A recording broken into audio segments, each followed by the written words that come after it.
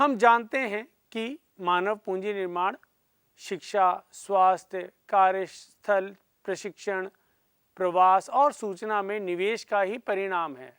परंतु इनमें से शिक्षा और स्वास्थ्य मानव पूंजी निर्माण के दो सबसे महत्वपूर्ण पहलू हैं, सबसे महत्वपूर्ण स्रोत हैं।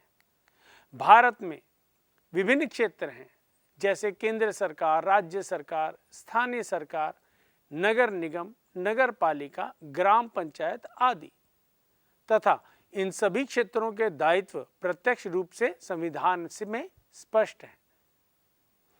भारत में शिक्षा और स्वास्थ्य क्षेत्र में निजी और सामाजिक लाभों को देखा जाता है और यही कारण है कि बाजार में निजी और सार्वजनिक संस्थाओं का अस्तित्व है। और हम यह भी जानते हैं कि शिक्षा और स्वास्थ्य पर व्यय दीर्घकालीन प्रभाव डालते हैं, क्योंकि आज शिक्षा और स्वास्थ्य पर जो भी व्यय किया जाएगा उसका धनात्मक प्रभाव ही पड़ेगा, परंतु अभी नहीं, दीर्घकाल में।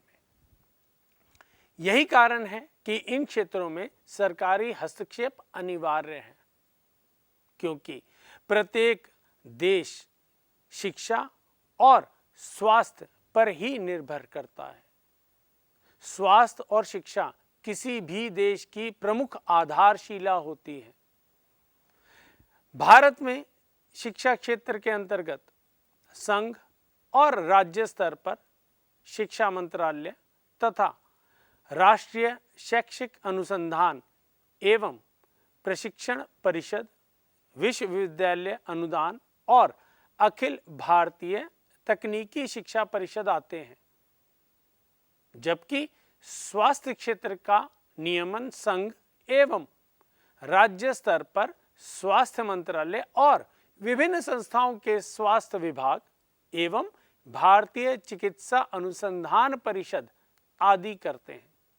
विश्व में कुछ अर्थशास्त्रियों का मानना है भारत मानव पूंजी निर्माण की ताकत के कारण बहुत तेज गति से विकसित होगा। मैंने आपको पिछले भाग में बताया भी था कि भारत की जनसंख्या बहुत अधिक है। जनसंख्या अधिक होने के कारण भारत में मानव पूंजी अधिक मात्रा में है, प्रचुर मात्रा में है। यही कारण है कि भारत अन्य सभी देशों से कुछ ही वर्षों में आगे निकल जाएगा। भारत एक विकासशील देश है, जहां जनसंख्या का एक बहुत बड़ा भाग गरीबी रेखा के नीचे रहता है। यह वह लोग होते हैं जिन्हें बुनियादी सुविधाएं भी नहीं मिल पाती। इन्हें शिक्षा और स्वास्थ्य से वंचित रहना पड़ता है। जब बुनियादी सुविधाएं ही नहीं मिलेंगी तो शिक्षा और स्वास्थ्य तो बहुत दूर की कौड़ी है। इस स्थिति में सरकार इन लोगों को निःशुल्क स्वास्थ्य सेवाएं और शिक्षा उपलब्ध कराने पर व्यय करती है, कई प्रकार की योजनाएं बनाती है। पिछले कई वर्षों में केंद्र एवं राज्य दोनों सरकारों द्वारा शिक्षा के क्षेत्र में बहुत अधिक व्यय किया गया, बहुत अधिक प्रगति भी हुई है। अब आप शिक्षा का अर्थ समझिए कि शिक्षा है क्या। शिक्षा का अभिप्राय ज्ञान को बढ़ाने तथा कुशलता को विकसित करने के लिए अध्यापन, प्रशिक्षण तथा सीखने की प्रक्रिया है। शिक्षा का महत्व क्या है? शिक्षा के उद्देश्य क्या हैं? शिक्षा के उद्देश्य हैं कि शिक्षा से अच्छे नागरिक बनते हैं, शिक्षा से विज्ञान और तकनीक का विकास होता है, लोगों के मानसिक मस्तिष्क का विकास होता है, देश के सभी क्षेत्रों के प्राकृतिक तथा मानवीय संसाधनों के उपयोग में शिक्षा सहायक होती है। प्रत्येक देश अपनी शिक्षा प्रणाली पर बहुत अधिक ध्यान देता है, बहुत अधिक व्यय करता है, क्योंकि इस शिक्षा के द्वारा ही एक देश अग्रसर हो सकता है।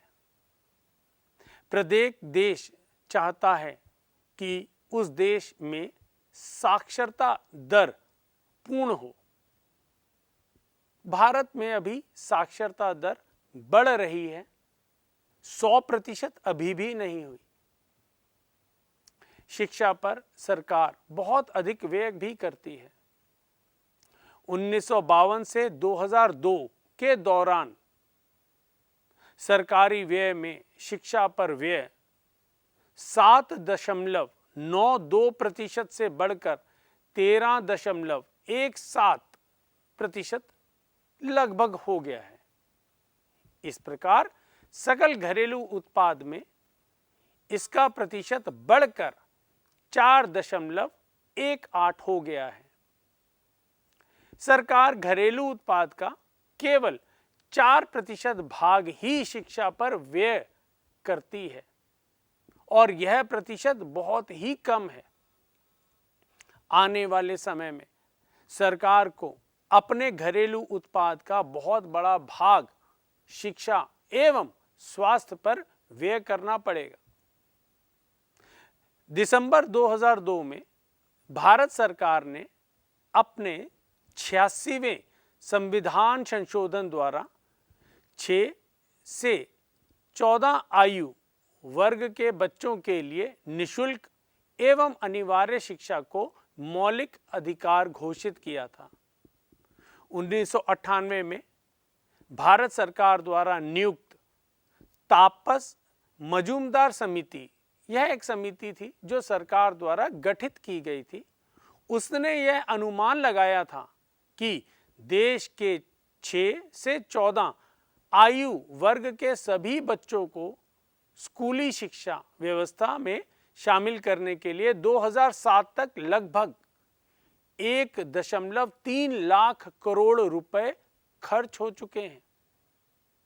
आप इसका मतलब समझते हैं कि सरकार कितने बड़े स्तर पर शिक्षा पर व्यय करती है।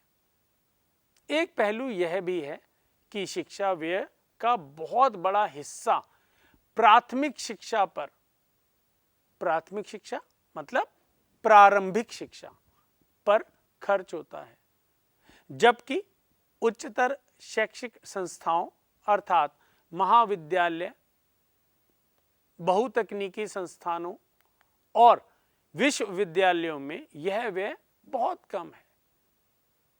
सरकार औसत रूप से उच्चतर शिक्षा पर बहुत कम व्यय करती है, परंतु प्रति विद्यार्थी उच्चतर शिक्षा पर व्यय प्राथमिक शिक्षा की तुलना में अधिक है। यदि हम कुल व्यय एवं प्रति व्यय देखते हैं तो उसमें बहुत अंतर है। अब हम शिक्षा के अन्य क्षेत्रों का अध्ययन करेंगे, जैसे प्राथमिक शिक्षा, माध्यमिक शिक्षा, उच्च शिक्षा, तकनीकी शिक्षा, कृषि शिक्षा इत्यादि। अब मैं आपको प्राथमिक शिक्षा के बारे में बताता हूं। बच्चों के लिए मुफ्त तथा अनिवार्य शिक्षा अधिनियम 2009 पारित किया गया था। यह नियम 6 से 14 वर्ष की आयु के बच्चों को मुफ्त एवं अनिवार्य शिक्षा प्रदान करता है। वर्ष 2009 में ग्रामीण क्षेत्रों में 96% बच्चों ने विद्यालयों में प्रवेश लिया। 11 से 14 वर्ष की आयु की कुछ ही लड़कियों को विद्यालयों में शिक्षा छोड़नी पड़ी। यह आंकड़ा 1951 में बहुत अधिक था। कौन सा आंकड़ा? विद्यालय में शिक्षा छोड़ने वाले विद्यार्थियों का। शिक्षा संबंधी पिछड़ेपन का अगर कोई आज भी प्रमुख कारण है तो वह है सामाजिक एवं आर्थिक निर्धनता। लोगों को शिक्षा का ज्ञान ही नहीं है।